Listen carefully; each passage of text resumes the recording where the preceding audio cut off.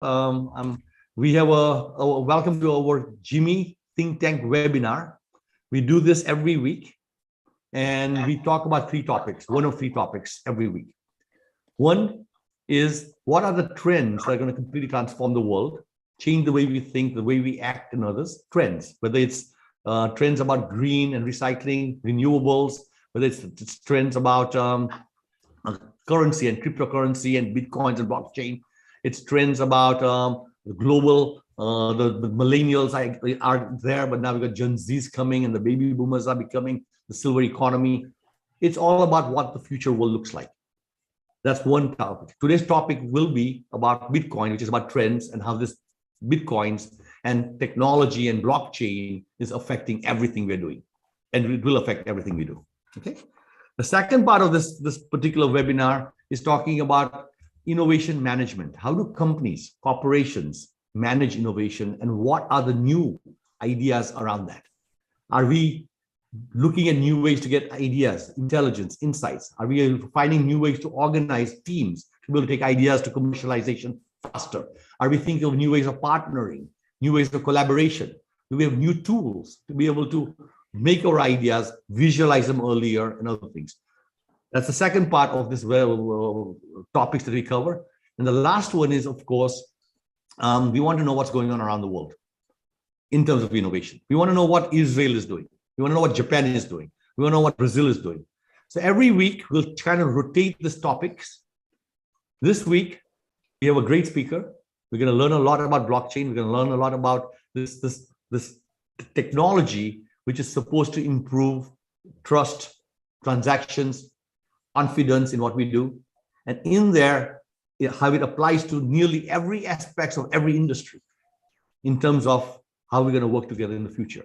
Are you ready for it? Do you know what it is? We have a great speaker today, Sesha Pratap, who's going to be talking about this. Julie, do you mind introducing Sesha and his background and get us started?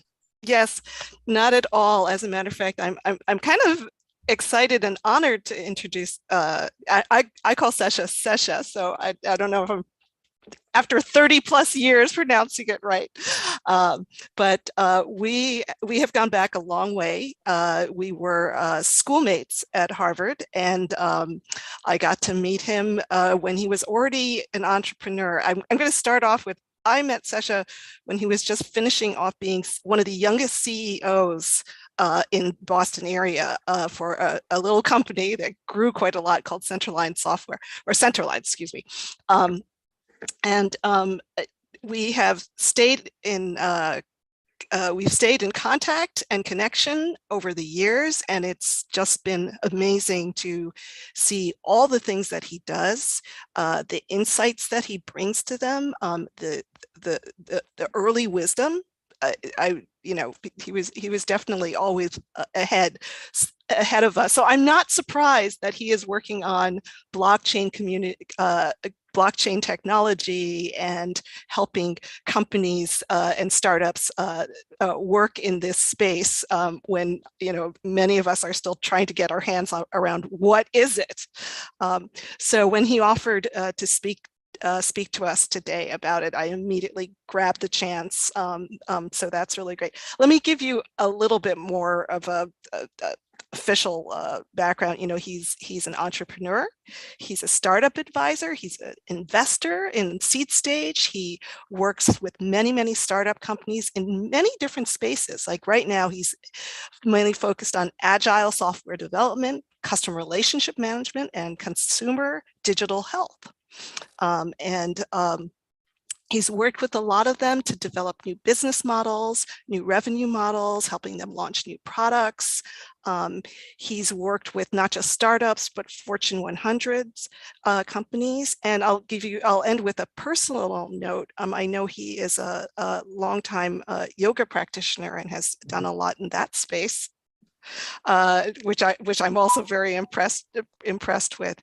And finally, helped with a couple of his Harvard classmates, started a very active political activism community and website among Harvard alumni, which actually it's still going strong and is taking a very different model on influencing just not our discourse, but our governance. So with that, I'm going to pass it over to you. Thanks.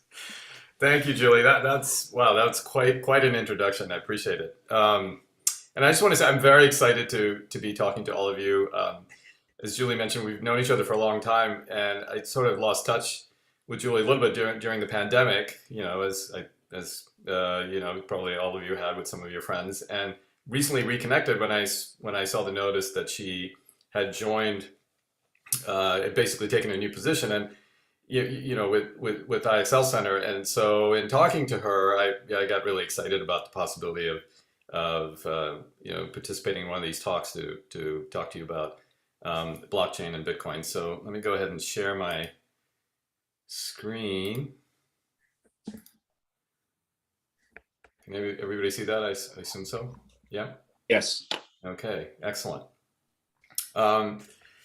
So as Hitendra said, I think what's one of the reasons I thought this might be an interesting talk for all of you is because of the broad ranging impact of this technology, blockchain technology, and how it's driving innovation in the crypto space, and you know what the potential is for businesses at large. And so what I wanted to do is essentially go through some of the basics of blockchain, the technology, and then talk about some terms that you might have heard: NFTs, DeFi, and DAOs. We'll talk about exactly what that means.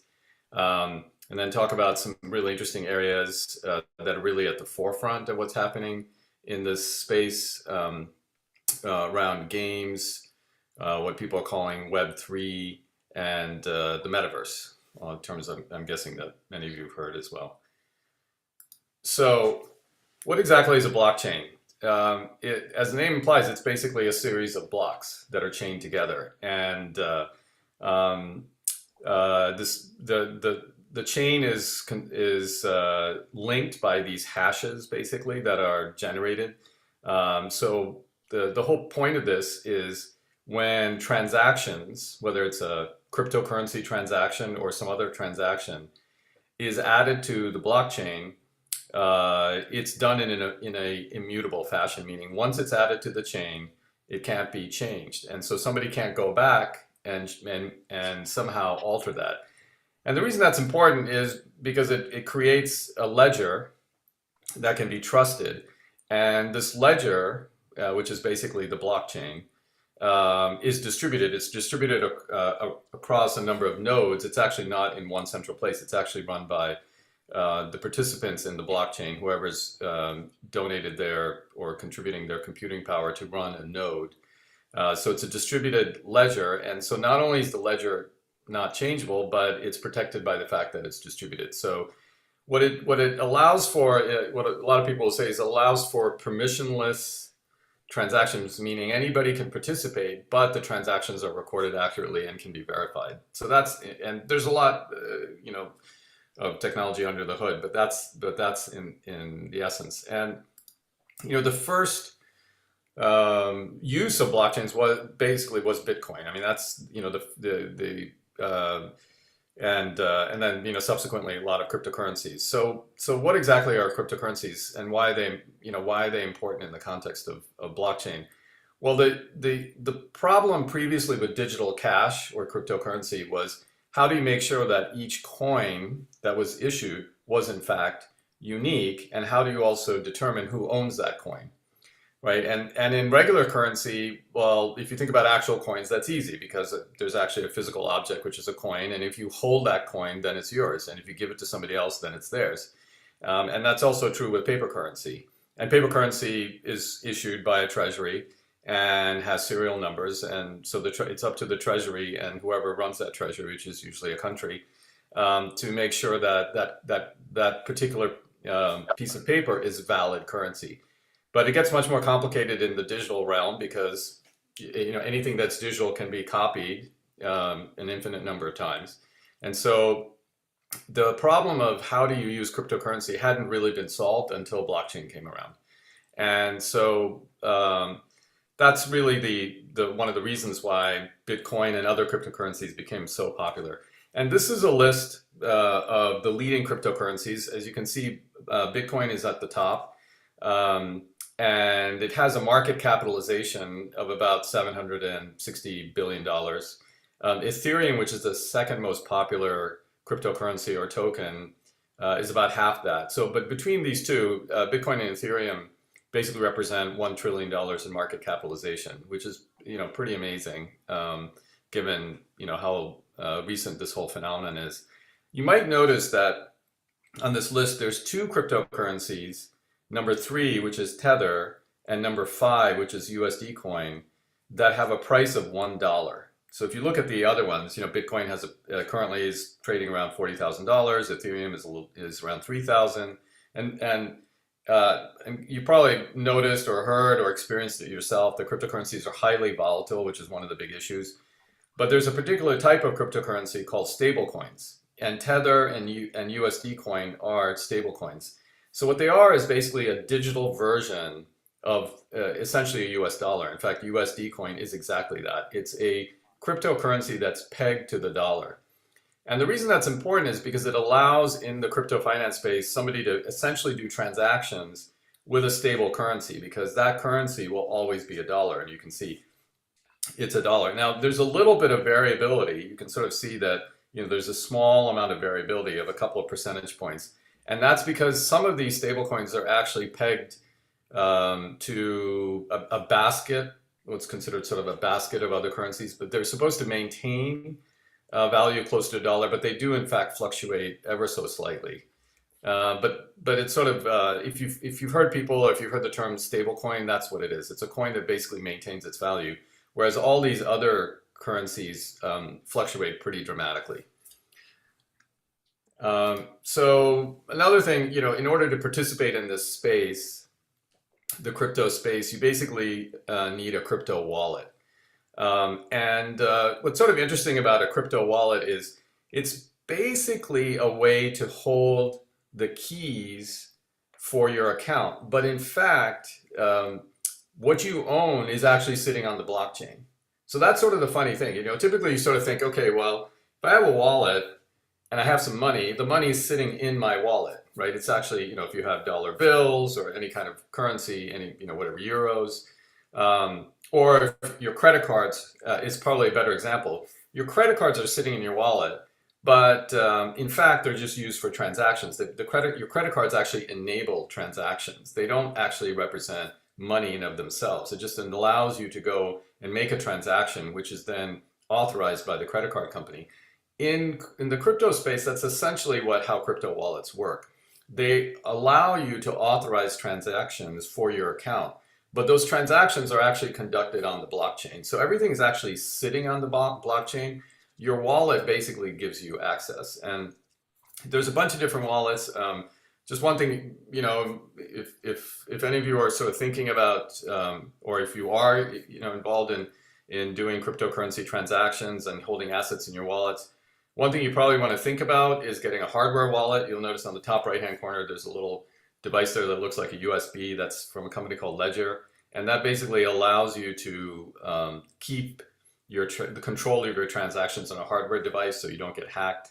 There's a lot of hacking going on of wallets, and it's fairly commonplace. So you definitely want to be careful in terms of keeping your assets in crypto wallets, and a hardware device is highly recommended.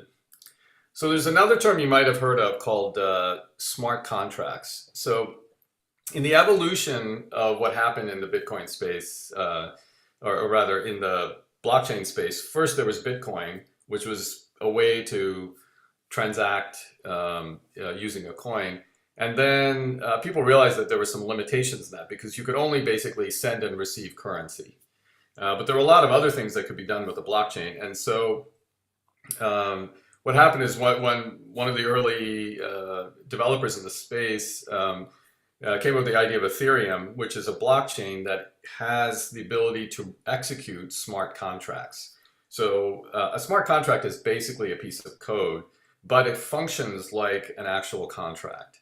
And so what somebody will do is they will write a smart contract as code and then submit it to the blockchain. So it actually gets put on the blockchain. That contract, once it's actually put on the chain, is unmodifiable. So if somebody says, okay, I'm going to issue a smart contract to, for example, allow someone to buy a piece of property, which is what this example is. Well, you can actually go and read that contract. You can read the code, and often there's a white paper that's associated with the contract that explains it. And you can be assured that if you engage in that transaction, what's going to happen is in fact exactly what is said in that contract code, because it's actually sitting on the blockchain. So somebody can issue a smart contract, and anybody can use that smart contract for a transaction, and you can be guaranteed that what the expected result will be there. And so, for example, there are companies that are doing this, that have established smart contracts for real estate transactions. And so you can have two parties who basically say, okay, I want to engage in a real estate transaction. Somebody has an asset, a real estate asset. They want to issue a deed for that asset, and that can be done by a smart contract. And the contract ensures that that is a valid transaction. And that's all done basically on the blockchain. It's done on the Ethereum blockchain, which is a different blockchain than the Bitcoin blockchain. And then here's another term you've probably heard about, NFTs. Right? So what exactly is an NFT? So it's an acronym, and it stands for non-fungible token. So if any of you economists in the room know about fungibility and non-fungibility. So non-fungible means it's unique, right? It's not interchangeable. So currency is fungible, and so Bitcoin is fungible, and cryptocurrencies are fungible. But NFTs are not. And so the NFTs are basically special kinds of tokens that are associated with unique assets. For example, a work of art, or a song, or photographs, or digital art. So one of the early very famous NFTs is called CryptoPunks. This was around for a long time. I mean, they're very, very simple bitmap images. I mean, this is exactly what they look like. The interest in CryptoPunks exploded, and they were trading for hundreds of thousands of dollars, and it's still in the NFT space. If you own a CryptoPunk, you're considered sort of an OG, kind of old school crypto person. It's quite a badge of honor, literally a badge of honor, to have a CryptoPunk. So, the interest in NFTs has really gone through the roof. So this is a graph that shows the number of users on the leading NFT marketplace, which is called OpenSea. So what people do is they buy and trade NFTs in marketplaces, and OpenSea is the most popular one. And you can see that for the longest time, there was almost nothing going on. And then all of a sudden, right around the middle of 2021, the number of people transacting on OpenSea just exploded. And the transaction volume on OpenSea in January exceeded $5 billion. So it's really pretty amazing. So there's a lot of interest in NFTs. And one of the, I think, more interesting NFTs is a collection. So people issue these collections. Basically, most of NFTs are collections of digital art. And one of the most popular ones is called the Bored Ape Yacht Club, which is incredibly creative and bizarre and, emblematic of what's going on in the NFT space. So it was started by two guys who were down in Miami who were graphic designers. And it's sort of a spoof of this idea in the crypto space that people, the term is people ape into various crypto projects. And basically means you're kind of hanging out and you decide, okay, you're going to jump on something and participate. And so they sort of, they came up with this NFT collection called Bored Apes. And when the NFTs were first issued, they sold for about $200 each. And within less than a year, I think it was within 6 months, they were trading for $300,000 each. And that's kind of currently the trading price. So, and this is also, we'll come back to talking about Bored Ape when we're talking about DAOs. But it's also a community, which is one of the reasons the NFTs are so valuable. Here's another example, which I think is actually very interesting. So Spin Magazine, may or may not know about it, is a rock and roll magazine. And they recently launched an NFT marketplace where people can buy the NFTs for their covers. So this is an album cover with Machine Gun Kelly. And you can actually purchase that NFT, which means you own the digital right to that album cover, which is a very creative idea. I mean, if you think about, people who are music enthusiasts and rock and roll enthusiasts, album covers, and in this case, this is the cover of the magazine, is a real collectible, and so they're actually issuing this in digital form, it's actually turned out it's been very popular. So I think this is a great example of taking something that's really sort of very immediately accessible and doing something in the crypto space with it. Another term you might have heard of is DeFi, which is a short way of saying decentralized finance. So a lot of the innovation happening in this space, beyond Bitcoin, is in DeFi.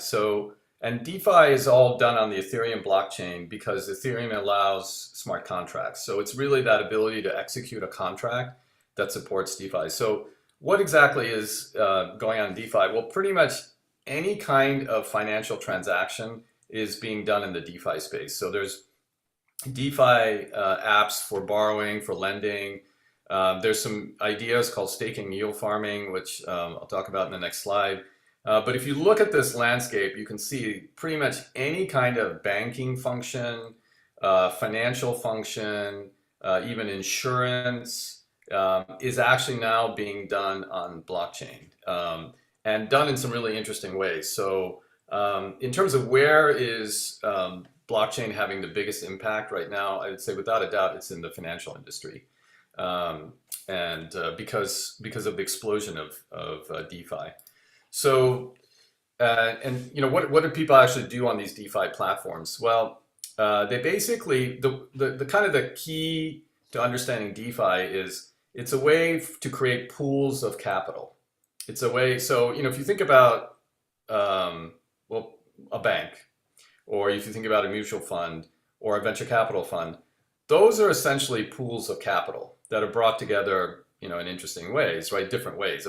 Bank pools capital by having people deposit their savings and then lends it out. A venture capital firm goes to its limited partners and gets capital from them and then makes investments.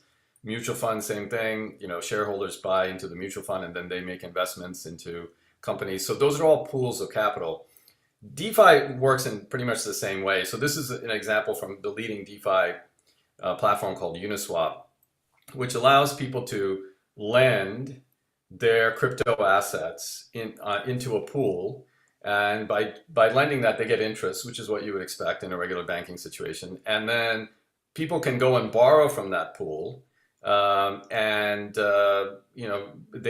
basically pay interest to the pool. So it's conceptually, it's very simple. It's very straightforward. But in the DeFi world, people have come up with really interesting ideas around it. So there's so putting capital into pools is called staking.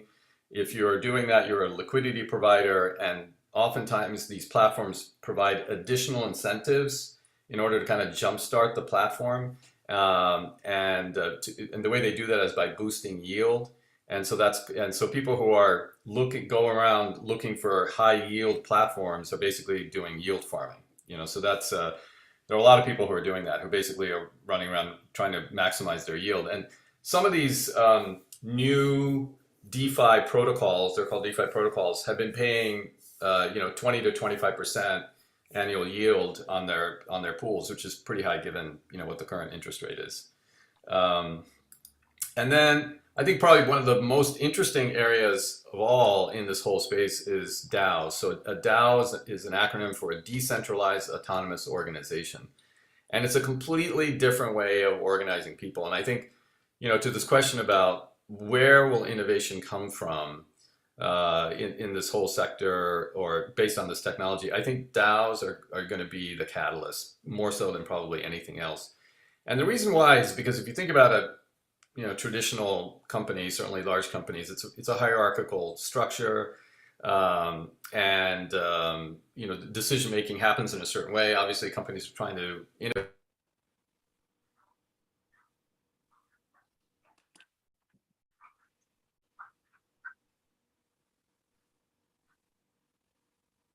Sesha, you got muted.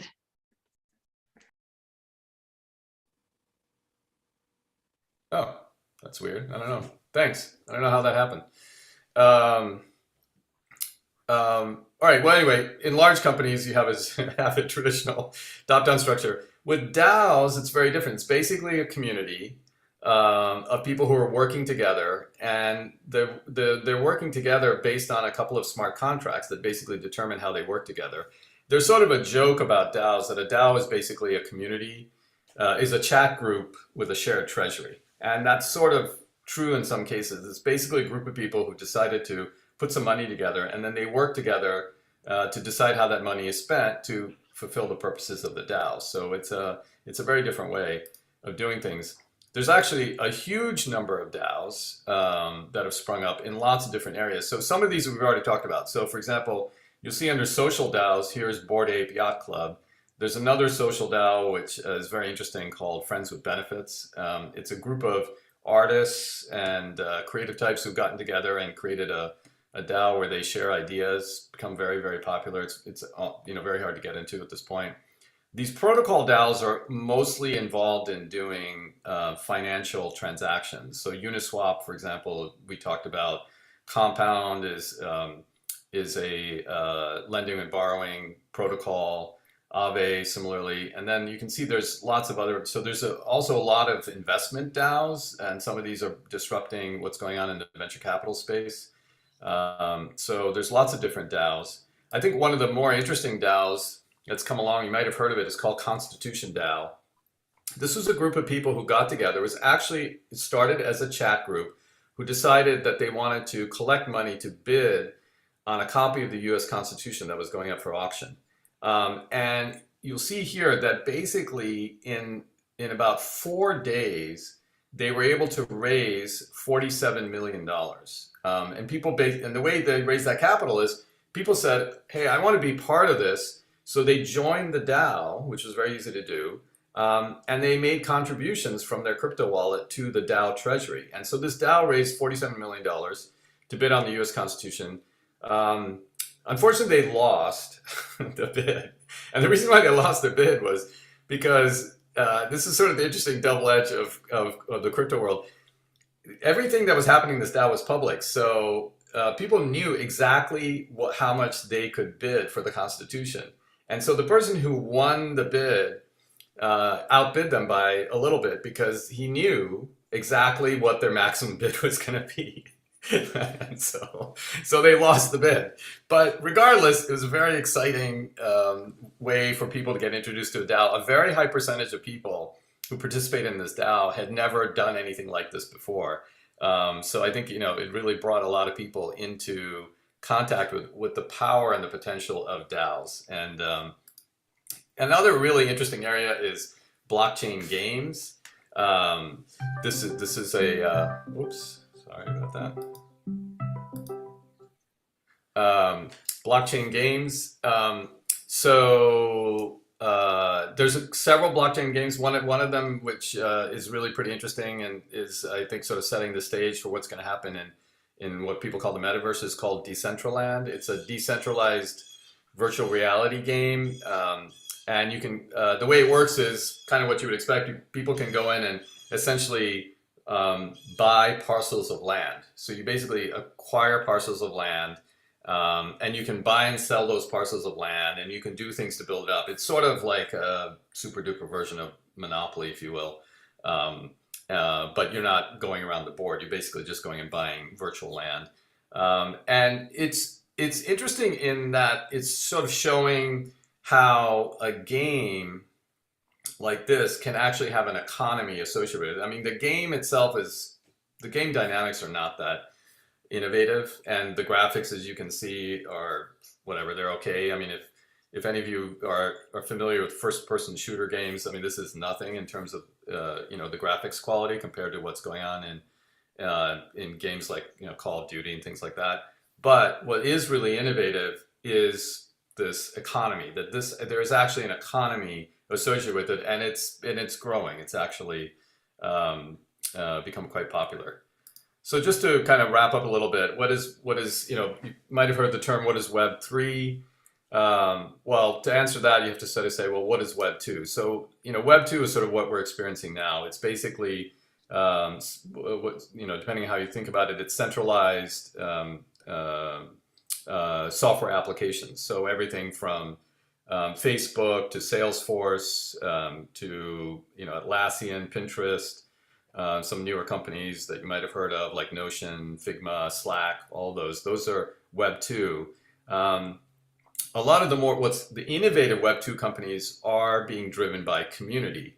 In other words, they're really engaging their users as a community, and the community is really helping these businesses be a success. In the Web 2 space, there's definitely some interesting, ways of engaging with customers by thinking about them as a community. What's interesting in Web 3 is that the community owns the assets. So that's really what is the big change, and that's what everybody's very excited about. Is in Web 3, you don't have a centralized ownership. You have decentralized ownership. There might be a centralized treasury, but even that treasury is controlled by the community. And so it's a community that participates and receives benefits. And a lot of the software that we interact with these days, I mean, the classic example I would say is Facebook. The value of Facebook has to do with the community of people who use it. So we're all contributing to the value of Facebook, but we don't get to participate in that unless you're either an employee or a shareholder or the founder or some of the co-founders. So a Web3 version of Facebook, for example, would function very differently. It would be driven by the community, and the community would make decisions, and the community as a whole would benefit from the value that's being created by the people who are participating in it. And that's one of the reasons people are so excited about this idea of Web3. This is another way of thinking about Web3 and sort of where's the impact or innovation happening. I mean, if you sort of look, here's Bitcoin. So what was the innovation with Bitcoin? It innovated in terms of creating a new store of value. So there used to be coins or bills, and now you have Bitcoin. Ethereum basically provides an infrastructure for executing software similar to Amazon Web Services does now for a lot of software companies. There's a number of companies, not just Silo, but there's a number of companies innovating in payments and cross-border payments, which is basically what Western Union does. Financial transactions, I mean, that's where the core of DeFi is. Marketplaces, there's a number of marketplaces that have been set up on blockchain. Social, I mean, Reddit is probably one of the, is, I would say, more of a Web 2. Bored Ape Yacht Club, Friends with Benefits, there's a number of other social DAOs that are innovating in the social space. And then probably the area where there's been the least impact so far actually is in direct to consumer. And that's probably because a lot of this crypto technology and how to use it is still pretty opaque and difficult to decipher, and people are still trying to figure out how to do it, but I think that's where there's going to be a lot of impact. And then to finally, what is the metaverse? There's been a lot of hype about metaverse. Facebook renamed themselves to Meta. What is all this? So metaverse is essentially what people consider to be the sort of final or the next evolution beyond Web3. And the idea is it's a fully immersive virtual universe. It's a set of, people describe it as a set of interconnected virtual worlds which come together to create sort of this whole virtual universe. And so what does that really mean? Well, Decentraland, for example, that we're looking at, that's an example of a virtual world. And the idea of the metaverse is there's going to be several of these virtual worlds, but they all will allow people to interconnect, and each of these will have a fully functioning economy, kind of like Decentraland does, where people can kind of establish identity, have transactions, own digital assets, and interact. it does sound like it's really way out there, and I think in a lot of ways it really is, but it's showing up in various places. It's showing up in gaming. It's going to show up in social networks of various sorts. So it'll be interesting to see sort of where this is all going to go. So there we go. There's a quick walk through the world of blockchain, DeFi, DAOs, Web3, and Metaverse. So I'm going to stop sharing, and so we can have a conversation about all this. Sesha, that was a great walkthrough, and I think for everybody in the audience, it's again, in many cases, many of the topics you're talking about are early for them, and therefore they can't put their arms around it. They don't understand it. It feels mythical. It feels strange, kind of like when Facebook first emerged or when LinkedIn first came. People was really trying to say, how will this work? Why is it valuable? The next second, after 15 years, we all know why it's valuable. So you are early on this conversation, still in my thinking process with people that I talk to. Absolutely. I was intrigued by a range of things you talked about, and the first one was moved from crypto, and we moved to blockchain. It was basically trusted transactions, that you can do transactions around contracts and working, and then you were talking about DAOs. I'm curious, even as we think about all this, which are the first industries that you believe are going to be disrupted and disappear, or which part of the value chain is going to disappear as first? And then, just like how the internet slowly knocked out industries after industries, what is the same sort of process that we expect blockchain going to do in our industry? Which are the first ones? Bookstores like Amazon was one of the first things. What's your thinking process on this, as saying, where are we going to see early adoption? Where are we going to see rapid dissemination of industries or companies? And then we see one after another, every industry saying, got it. Food industry, got it. Cement industry, got it. Yeah, great question. So I think about it as, where are there, it's use. I think the way to approach that question is to think about use cases and then to look at the industries. So, because I think right now it's easier to see where this technology is going to be used in certain kinds of business activities. So for example, blockchain, obviously technology makes sense for transactions, and especially financial transactions. I mean, that's sort of a given, right? I mean, it's already, Bitcoin has proven the validity of using blockchain technology for financial transactions. So, and cryptocurrencies as a whole. And that's why I'd say, within the financial industry, there's a lot of potential for disruption. And, there are various people who've been saying, I mean, if you go look, you'll see DeFi, decentralized finance enthusiasts will regularly say and write articles saying, banks should be worried about their future. And I think that's I mean, that's a little bit of hyperbole, but I think that's correct, that a lot of banking functions will be disrupted by blockchain-based and DeFi-based innovation. So that's one area. The other area is around, I would say, logistics, right? So if you have cooperation between a lot of companies, especially around supply chain and logistics, that's also an area where it makes sense that this technology would have a lot of potential, because you're talking about having a public distributed ledger. And to manage any kind of logistics or supply chain, you basically need that capability. You need the ability to sort of say in a verifiable way what's actually going on, and any participant can verify or monitor the status of things. And so that's, I think, logistics and supply chain, that's starting to happen. Currently, what you're seeing is people basically using blockchain technology to sort of authenticate the source of origin of something. So, for example, is it sustainable farming of fish, for example? You can actually use the blockchain to say, okay, this particular load of fish, in fact, came from a sustainable source, and or organic, materials and things like that. But I think there's going to be a lot. And then the third area I'd say is how companies interact with their customers. Because right now, if you think, most companies, even the ones that are so-called community-led, they're still basically driving that community from kind of a central position. I think one of the best examples is if you think about loyalty programs, especially in the airline industry and the hotel industry, right? I mean, what is that exactly? I mean, it's basically these companies are trying to create a community among their users, right? And say, okay, we value your loyalty. We want you to, you know, join our loyalty program. We want you to come stay at our hotel. We want you to fly on our airline. And so the idea is that you feel a sense of attachment to that brand, but also to the other members.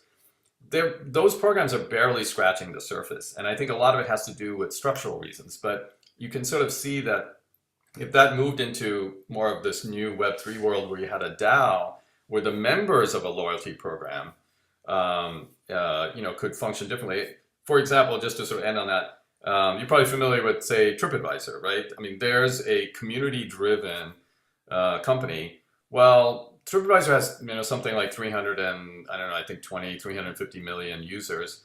That's the same number of people who are in the Marriott loyalty program, right? So Marriott, so the interesting question is, why doesn't the Marriott loyalty program function like TripAdvisor, and why doesn't it have the same kind of value generating potential? And the answer is because it's not structured correctly. So I think that's you know, another area where there's going to be that's a use case. Now, just a final thing in terms of industries, I think finance is one for sure. Beyond that, I think commerce. There's an interesting question there. You know, is there going to be some disruption of Amazon?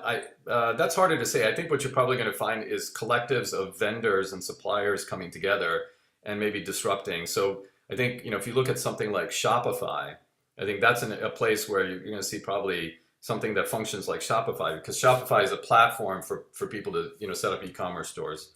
But it's anyway. So I think at this point, I think it's easier to see the use cases. The industries, I think it's a little bit harder to tell just yet. But I think it's a very interesting area to sort of explore. It's great. I'm gonna just ask the people who've been listening. They're posting some questions in the chat, of course, and you may want to just look at that session as they go through. And sure. Meanwhile, we'll also see if anybody wants to put their hands up and maybe try and address those questions.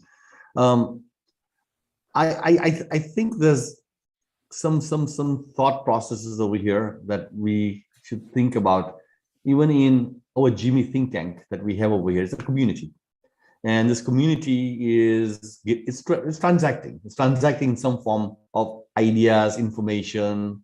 People are getting value from it, and then how do you move it into Turbo Plus? So how do you start applying this type of ideas to saying that, hey, you guys are really 1.0. You might want to become 2.0, 3.0, and this might be some suggestions, because there's so many communities out there. And I just wonder how the DAO idea can work in here also to think about. No, you don't have to answer that question. I'm going to come back to you later on, and I'm going to probe you on this question and saying, how do we make our community even stronger and better? And then Ron's going to talk about later on about Innovation 4.0. And Innovation 4.0 is again community-based. How do we work together, collaboration, and how do we exchange and transact to make ideas go faster to commercialization? How do we build businesses faster, ideas faster? And it seems like many of the ideas you have over here is about improving those transactions and creating value for all the right players. Creating value, not just for one player, but for all the right players. That's right. Yeah.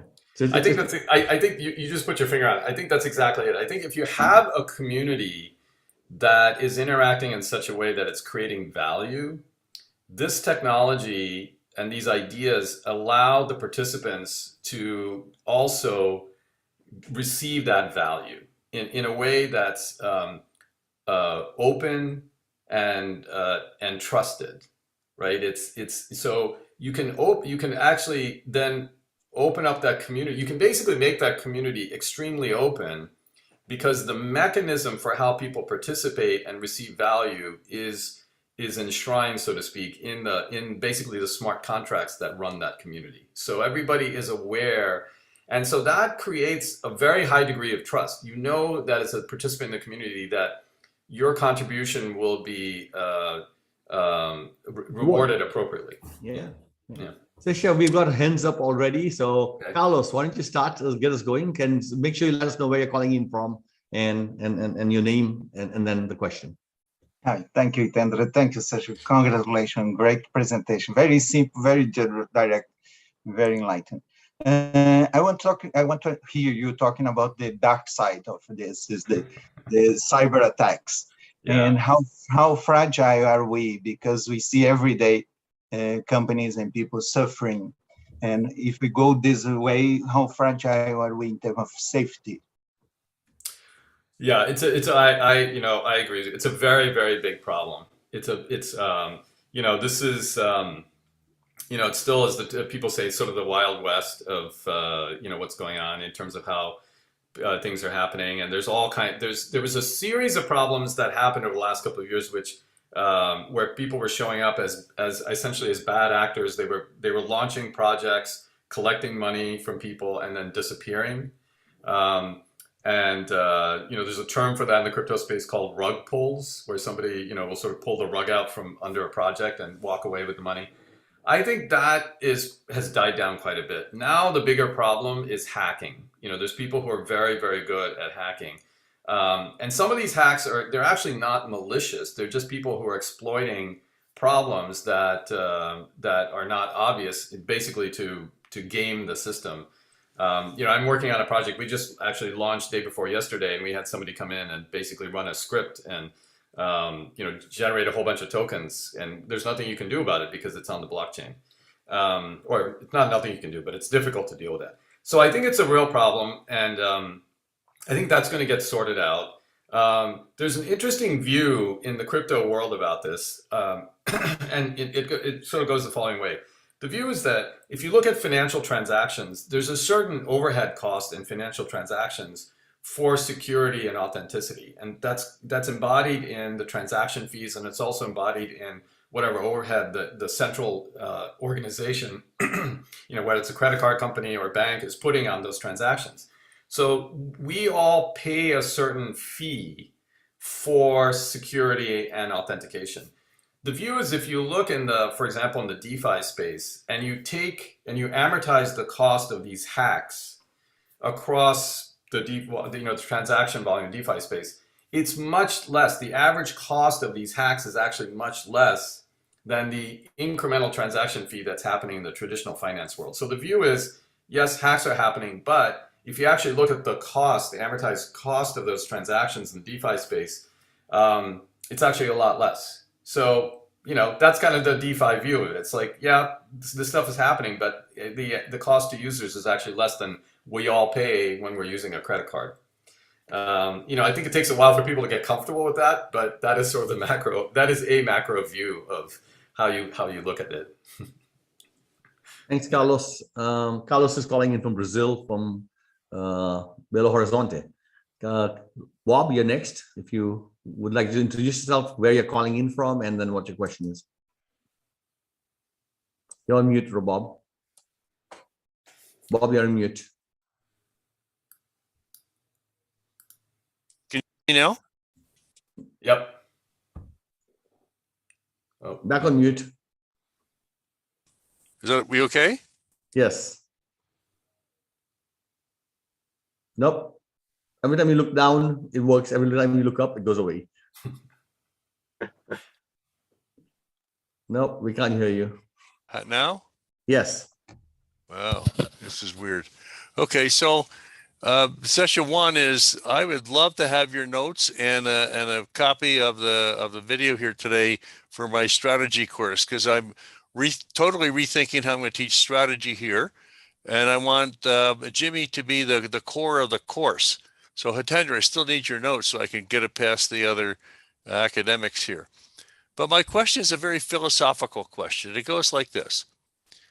I'm really worried about homeless people in South Sudan, Ethiopia, people that are killing each other, etc. And I sit there and I watch other people that are really worried about the metaverse. And I'm saying is, okay, in my mind, which could be totally wrong, is I'm more worried about real people and they're more worried about artificial people. And so why don't we take all this effort that's going into metaverse and actually change the real world? Because there's enough work to be done, and it could be done with the network that we have now. So I'd like to get your thoughts and other people's thoughts about that. This is kind of where my heart is. My heart is not in the metaverse. My heart is not in terms of shooting people with video games. My heart is in skills for people that don't have skills in the developing world. In Indonesia, how is Indonesia going to do better? I want to hear from Cristanto. How is Indonesia going to do better with the metaverse as contrasted with taking the skills for that and having digital jobs for people in Indonesia? Yeah, great question. So I have three thoughts on that. So one is there's a really interesting project, and I wish now I put it in my presentation, where that was launched by the by UNDP, where they provided direct payments to refugees in refugee camps, and that was all managed using blockchain technology.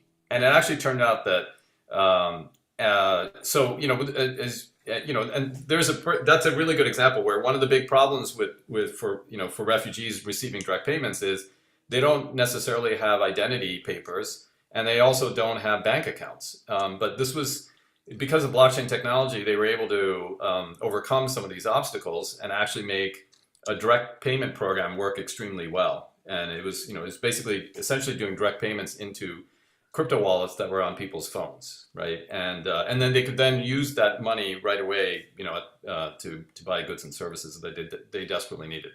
So I think it would be great to have more of that. So that's one. Secondly, I agree. I think a lot of all this hype and interest in metaverse is not going to solve any of the world's problems. I totally agree with you. But I think what it does is it gets people to think differently about how human beings can interact socially. And will that solve problems? Unclear. I mean, I'm with you. I'm kind of skeptical. So I think it's sort of worth taking with a grain of salt. I think the third thing is, a lot of these problems that you're talking about are not just in the economic realm. They're actually in the political realm as well. And so I think one reason to kind of look at what's going on in the sector is it's showing how people can come together and organize themselves. And, a lot of what we take for granted is just evolution of human beings coming together and organizing themselves as communities, right? I mean, that's really, what we take for granted in terms of governance and governments and governing systems and political systems. It's just an evolution of human communities trying to figure out how to function. And so I think what's happening in this space is people are coming together and figuring out different ways of organizing themselves and governing themselves. And I think it would be very exciting if that actually went into the political realm, where you had true decentralized governance. I mean, it's, one way to think about it is it's where the Greek state started, right? I mean, that's exactly what the Greeks had with direct democracy.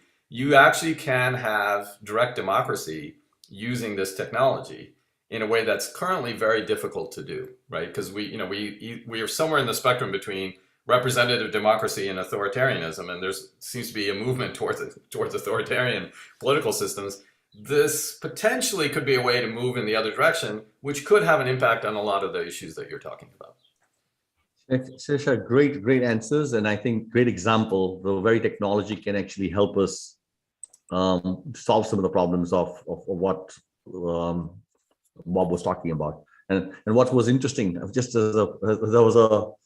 reflecting, the very reason why people are against Bitcoins and everything else, because they believe it's going to be used by drug dealers and traffickers, is the very reason you're explaining now, that we can actually eliminate corruption and trusted transactions. Yeah. So it's interesting how on one side there's privacy issues, but on the other side it actually makes things transparent to some extent, and both are actually enabled by the same technology. Yeah. And if we use it for good, then we can really make it work for good. And we can, of course, use it for evil if you want to. That's possible too. We have another question from Ben, and then Ron, I think, had his hand up, so I'll let Ron go next. Thanks so much. Sesha, that was absolutely awesome. I really, really appreciate it. It's so hard to explain these concepts in a simple way, and you're a master of it. So thank you. I'm going to go the opposite direction of what Bob's question was. It's still it's from philosophical to practical.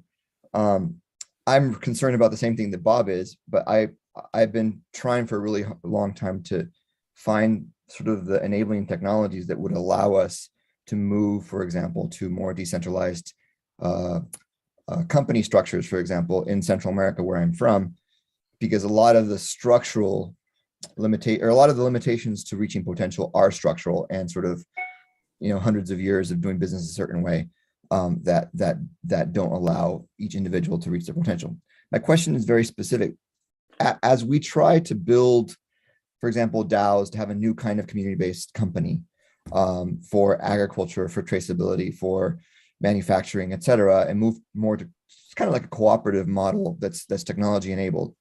What are the scaffolding enablers that you have seen that really work? Yeah. Because what I see is a huge gap between where we are today and where I would like to go, and I'm having a hard time finding these scaffolding support enablers that really allow people. So have you seen venture studios, venture capital funds, or just community-based kind of enablers that are working? You mentioned the UNDP example that tends to have a lot of funding from certain, what are the scaffolding that we can go to for help to build these kinds of solutions? Yeah.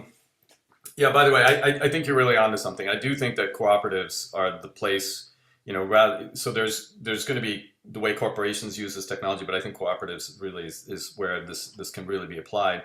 There's a bunch of examples. I mean, there's very basic scaffolding that's available in this space for setting up DAOs and for setting up the mechanism for how DAOs are used. There's things like Moloch DAO, but that's really sort of very for developers. There's another protocol called Aragon, which is you can use to basically set up a DAO. There's a bunch of stuff, but I think at the next level, are there cooperatives that are being formed? The answer is yes. It's mostly in the financial space. So probably I would say the place to look is around people who are putting together investment cooperatives. So there's actually a group called Syndicate.io, which was launched by IDEO, and it's basically an investment cooperative. That's probably a good one to look at.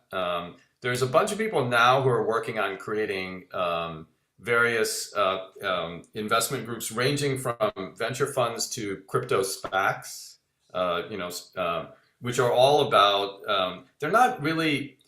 I guess here's what I would say, that there's a lot of scaffolding to put together investor collectives, but I think what you're talking about, I think, is really the frontier of how this technology can be used. So the scaffolding is there. I think it's about applying the scaffolding. By the way, this is an area I'm personally very interested in. It's how to actually use what's already the ideas and the technology, and as you call it, the scaffolding that's being used currently in the crypto space, which is more in crypto finance, but to use it to actually organize groups of people more effectively. And the final thing is I would say it's worth looking at these social DAOs. So look at Bored Ape Yacht Club, and especially Friends with Benefits. The scaffolding there is very simple. I mean, it really is just a chat group with a token that's used as a membership gate. You have to have a token to be able to participate in the community, and that token can be bought and sold. So that's probably the simplest way. So there's a range. The simple is the social DAOs, where it's a chat group with a with a membership token, to these fairly sophisticated investment collectives where there's actually quite a bit of money being transacted, and so there's a lot of scaffolding that has to be put in place to make sure that things are done correctly.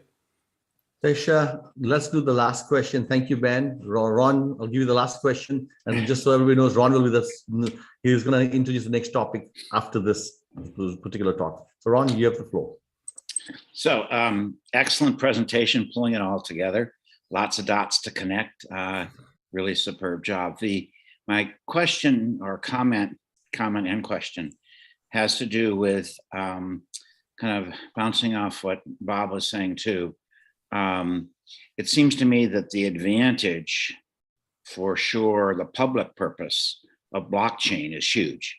It increases transparency, it increases trust, and it increases reach to the absolute bottom of the pyramid, whether it's in the darkest corners of Africa or the highest mountains of Nepal.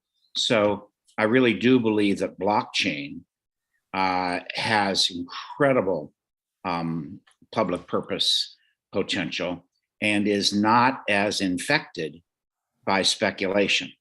My concern about cryptocurrency is not digital currency. I think the pegged digital currencies are, like Tether, et cetera, are probably pretty well and will become even more trusted. My concern is if you converge or try to connect Bitcoin to blockchain, you take away a lot of people who are strongly committed or interested in blockchain. Because I think most people, at least just about everybody I know, sees Bitcoin as an example of cryptocurrency as highly speculative. The only reason people are investing in Bitcoin is not because it's a digital currency, it's because they want to make a fortune.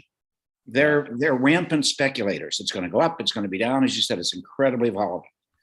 And so my concern is, I'm not sure we want to merge these in people's minds, because you will potentially create barriers to adoption of the incredible public benefits you'll get from blockchain, from DAOs, et cetera. All the evolution of blockchain, I think, is hugely potential. My question about blockchain and not Bitcoin, but digital currency is, what does this mean for things like Gofundme? Where you're trying to, again, provide access to venture capital, angel capital, whatever you want to call it, that most people don't have because they're not connected. They don't have grandfathers or uncles or friends or classmates or whatever, but they've got great ideas and they may have a great segment of the market, but they can't get funding. And it could be a social purpose one. I mean, my son's cleaning up the bottom of the ocean, pulling up lobster traps and ghost gear. You know, they're using GoFundMe. Well, GoFundMe is okay, but it seems to me with blockchain and with pegged digital currency, it could be much, much more powerful. So what does this mean? My simple question is, what does it mean for GoFundMe? And can we separate the speculative bubble bursting potential of Bitcoin from the solid public purpose, et cetera, that blockchain offers? Yeah, well, I think the simple answer is yeah, absolutely. I mean, what's sort of interesting about GoFundMe is, as you say, it's sort of a form of angel, capital, right? But it's not traditional angel capital in that people often in these GoFundMe campaigns, they receive something in return for the money they give, but they usually don't receive a financial interest in the entity, right? That's where the line is, right? Right. And whereas if you were an angel investor, that's really what you're doing. And I think what's the potential here is to bring that together. So I do think that you're going to see sometime very soon a platform that's built on this technology, which will probably supersede GoFundMe and Kickstarter and things like that, where the sponsors of projects, the people who are bringing projects, can provide a range of ways where the community that's backing them can participate in the project. I mean, it could be, you get a t-shirt or whatever, you get a memento, or you get a token, which gives you some participation in that. Or some future value. So, for example, yes, my son's trying to raise $2 million to renovate an old wooden ship, an old wooden sardine vessel, and he's giving away wants to give away on GoFundMe or Kickstarter, a week exploratory discovery tour with divers and robots and everything else to explore the underwater in Maine. So what they get is not cash immediately, but they get, like a traditional Kickstarter, they can't use it now, but if they fund it, and if they all fund it together, they all be in line for this wonderfully exciting underwater kind of experience. So again, I think the whole blockchain plus digital valued currency essentially offers incredible potential for all these nonprofits who have a value proposition, but it's in the future. It's not a value that you can cash in on today. Yeah, if I can just take a minute, I know we're running out of time. I think the key point, though, in what you're saying is that whatever token somebody receives, with blockchain can be transacted. That's actually, in other words, right now with Kickstarter, if I back a project and they send me something, there's no easy way for me to transact it. I mean, if I get some memento, maybe I can go on eBay and sell it, right? But with this, I can take that and transact it. So basically you have a secondary market, and that creates liquidity. Basically what you're talking about is creating liquidity for people who are backing things early. And that changes everything, because that's really how the finance world works, right? It's about creating liquidity, right? And people pay high premiums when their liquidity is locked up. But in this case, the liquidity is available from day one. So I can be an early backer of something. I can hold on to that token, or I can exchange it the next day.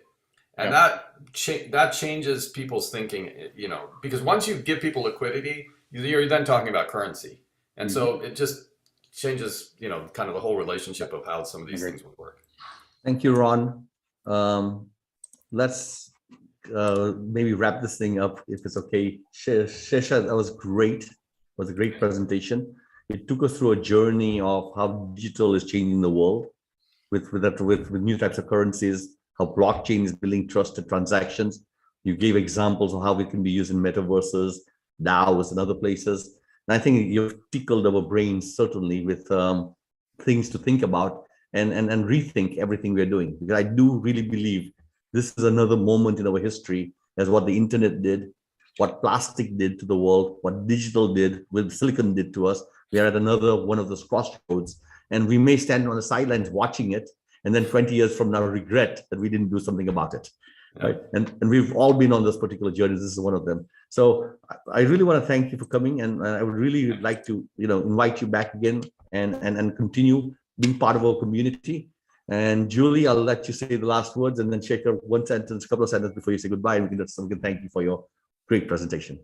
Julie? Well, thank you. That's all I need to say. Just thank you for doing this. And I certainly, my brain is more than tickled. I actually have like less fog in it now, which I very much appreciate. So, and definitely please come back. I mean, also come and join our other GIMI Think Tank. And Sesha, you may want to just listen in for the next 5 or 10 minutes, because I think it really directly connects to this accelerated simulation, virtualization, and gamification we're talking about as Innovation 4.0. So I'll definitely stand. So I'll just say this to wrap up. One, Julie, thank you very much for suggesting this. This talk happened because Julie, you know, proposed it. So thank you once again. And I guess I'll make an offer, which is to all of you. I think you could create a very interesting innovation DAO, starting with the GIMI Institute, right? I mean, I actually think because I did a little bit of research before this talk about what's happening with the Institute. I think what you're doing is really fascinating. And I think there's some real potential. So it's a way maybe to, you know, start with your members to create something which could then have a very broad impact, which I know is something that you really care about. So that might be a way to actually take some of these ideas and put them into practice and, you know, learn by doing, by actually creating an innovation DAO. So be fun. Sesha, you are on. We're going to get a coffee. Then we're gonna maybe even get a lunch or a dinner, and we can talk some more around this. So Julie, let's make sure we make this thing happen. Absolutely. That sounds very exciting. So thank you very much, Sesha. Yeah, thank you. So let me introduce our next topic, just to get everybody organized over here. We are trying to drive as GIMI Institute the next intellectual property, the